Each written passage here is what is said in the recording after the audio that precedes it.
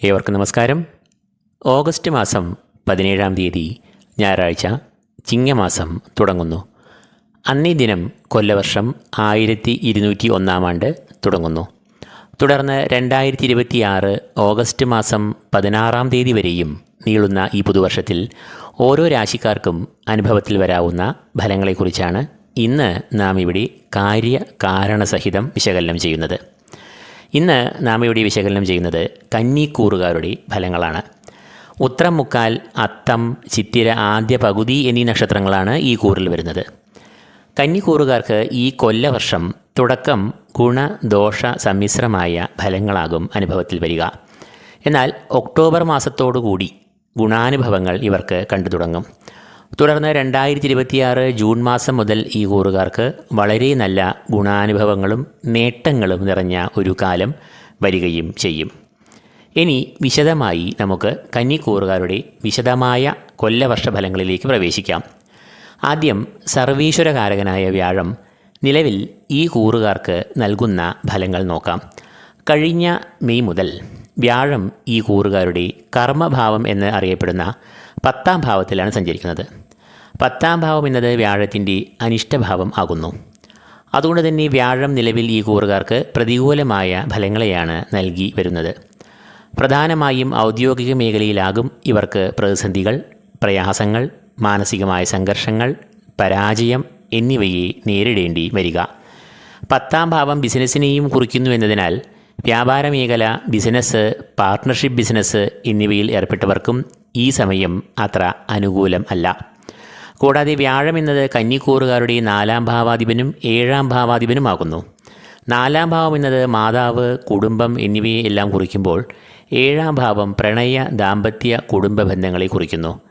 അതുകൊണ്ട് തന്നെ ഈ ഭാവങ്ങളുടെ അധിപൻ അനിഷ്ടഭാവങ്ങളിൽ സഞ്ചരിക്കുമ്പോൾ മാതാവിൻ്റെ ആരോഗ്യത്തിൽ ക്ലേശം, രോഗാരിഷ്ടതകൾ, മാതാവുമായുള്ള ബന്ധത്തിൽ ചില അസ്വാരസ്യങ്ങൾ, കുടുംബത്തിൽ ഒരു അസ്വസ്ഥത, ദാമ്പത്യബന്ധത്തിൽ അഭിപ്രായ ഭിന്നതകൾ എന്നിവയെല്ലാം അനുഭവത്തിൽ വരാം.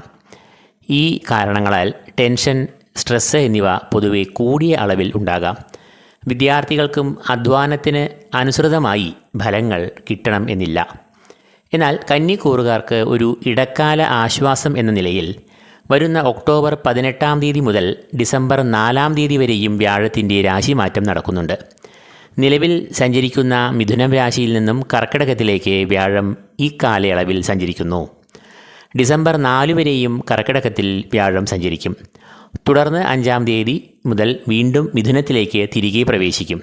എന്നാൽ ഈ കാലയളവിൽ വ്യാഴം ഈ കൂറുകാരുടെ സർവാഭീഷ്ട സ്ഥാനം, ധനാഗമങ്ങളുടെ ഭാവം എന്നീ പേരുകളിൽ അറിയപ്പെടുന്ന 11-ാം ഭാവത്തിലാകും പ്രവേശിക്കുകയും തുടർന്ന് സഞ്ചരിക്കുകയും ചെയ്യുക. 11-ാം ഭാവത്തിൽ സഞ്ചരിക്കുന്ന വ്യാഴം ഈ കാലയളവിൽ ഇവർക്ക് വ്യാഴം നൽകുന്ന ദുരിതങ്ങളിൽ നിന്നും മുക്തിയെ നൽകുന്നു. മറഞ്ഞു നിന്ന ഈശ്വരകടാക്ഷം തെളിയുന്നു. പല മേഖലകളിലും ഇവർ നിലവിൽ അനുഭവിക്കുന്ന ആ തടസ്സങ്ങൾ, മനപ്രയാസങ്ങൾ എന്നിവയ്ക്ക് അറുതിയും ആശ്വാസവും ലഭിക്കുന്നു. തുടർന്ന് 2026 ജൂൺ മാസം 2-ാം തീയതി വ്യാഴം വീണ്ടും മിഥുനരാശിയിൽ നിന്നും കർക്കിടകത്തിലേക്ക് പ്രവേശിക്കുന്നു. ഈ മാറ്റം 1 വർഷം നീണ്ടു നിൽക്കുന്ന വ്യാഴത്തിൻ്റെ രാശിമാറ്റമാകും. അന്നേ ദിനം തൊട്ട് കന്നിക്കൂറുകാരുടെ ജീവിതത്തിൽ പ്രഭയും ശോഭയും തിളക്കവും വർദ്ധിക്കും. ജീവിതം പാടെ മാറിമറിയും. 11-ാം ഭാവം എന്നത് ധനാഗമങ്ങളുടെ ഭാവം എന്നറിയപ്പെടുന്നതിനാൽ പ്രധാനമായും ഈ കൂറുകാർക്ക് സാമ്പത്തികമായ അഭിവൃദ്ധി, പുരോഗതി എന്നിവയെല്ലാം ഉണ്ടാകും. കുടുംബസ്വത്ത്, ഭൂമിലാഭം എന്നിവയിൽ കൂടിയും ഓഹരി വിപണി, ബിസിനസ് എന്നീ മേഖലയിലൂടെയും ഇവർക്ക് ധനം ഈ സമയത്ത് വന്നു ചേരാവുന്നതാണ്.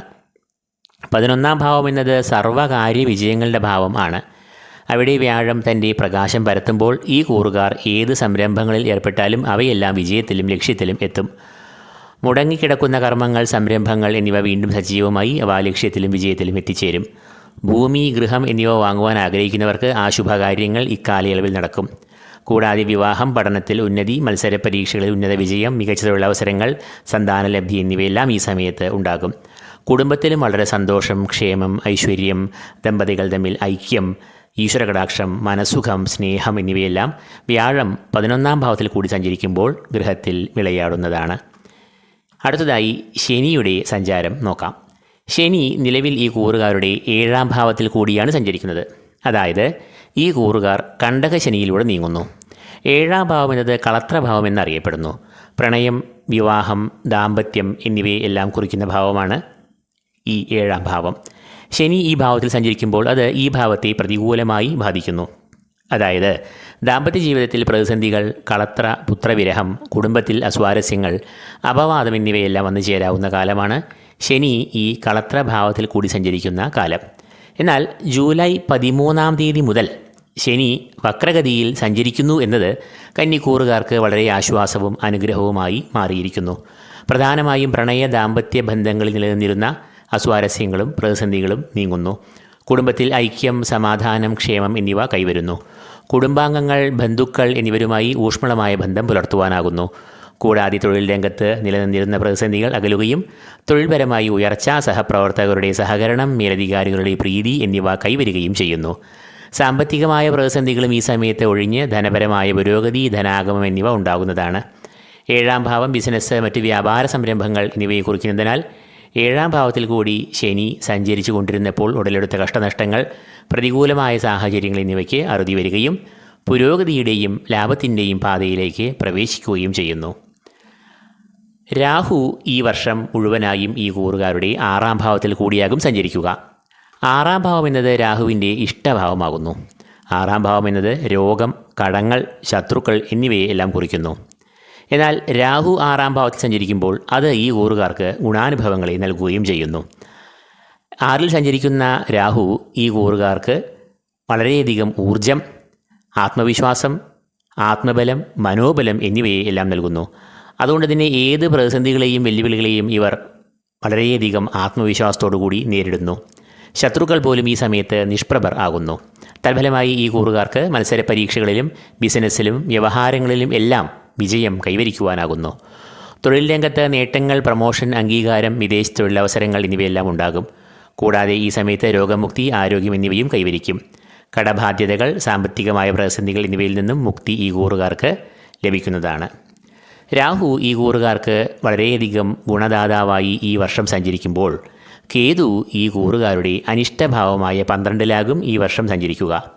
ചെലവിൻ്റെ ഭാവം എന്ന് അറിയപ്പെടുന്ന 12-ാം ഭാവത്തിൽ കേതു സഞ്ചരിക്കുമ്പോൾ അത് അധിക ചെലവുകൾ, പാഴ്ചെലവുകൾ, ദുർവ്യയം എന്നിവയെ സൃഷ്ടിക്കാം. എന്നാൽ അതേസമയം 12-ാം ഭാവം മോക്ഷത്തിൻ്റെയും ഭാവമാകയാൽ ആത്മീയമായ വിഷയങ്ങളിൽ താൽപ്പര്യം, തീർത്ഥാടനം എന്നിവയിൽ താൽപ്പര്യം ജനിക്കുന്നതാണ്. വിദേശത്ത് പോകുവാനായി താൽപ്പര്യം, വിദേശ പഠനം എന്നിവയ്ക്കും ഈ സമയം അനുയോജ്യം ആകുന്നു. അപ്പോൾ കന്നിക്കൂറുകാർക്ക് ഈ കൊല്ലവർഷം രാഹു ഏറ്റവും ഊർജത്തെ പ്രദാനം ചെയ്ത് സഞ്ചരിക്കുന്നു.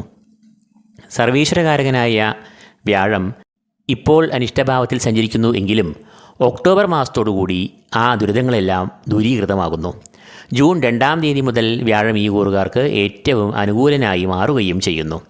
ശനിയാകട്ടെ നിലവിൽ അനിഷ്ടഭാവമായ 7-ാം ഭാവത്തിലാണ് സഞ്ചരിക്കുന്നത് എങ്കിലും 4.5 മാസക്കാലത്തോളം ഈ വർഷം ശനി വക്രഗതിയിൽ സഞ്ചരിക്കുന്നു എന്നതിനാൽ ദോഷങ്ങളെ നൽകുന്നതല്ല എന്ന് അറിയുക. മാത്രമല്ല ഗുണാനുഭവങ്ങളെ നൽകുകയും ചെയ്യും.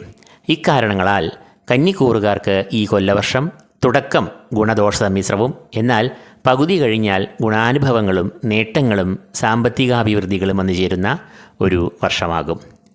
ഈ വീഡിയോ ഇതോടുകൂടി പൂർണ്ണമാകുന്നു. ഈ വീഡിയോ നിങ്ങൾക്ക് പ്രയോജനകരമായെങ്കിൽ ലൈക്ക് ചെയ്യുക, നിങ്ങളുടെ പ്രിയപ്പെട്ടവരുമായി ഷെയർ ചെയ്യുക. കൂടാതെ ഈ ചാനൽ സബ്സ്ക്രൈബ് ചെയ്യാത്തവർ സബ്സ്ക്രൈബ് ചെയ്യുക. ഏവർക്കും പുതുവർഷാശംസകളും ഈശ്വര കടാക്ഷവും നേർന്നുകൊണ്ട് നിർത്തുന്നു. നന്ദി, നമസ്കാരം.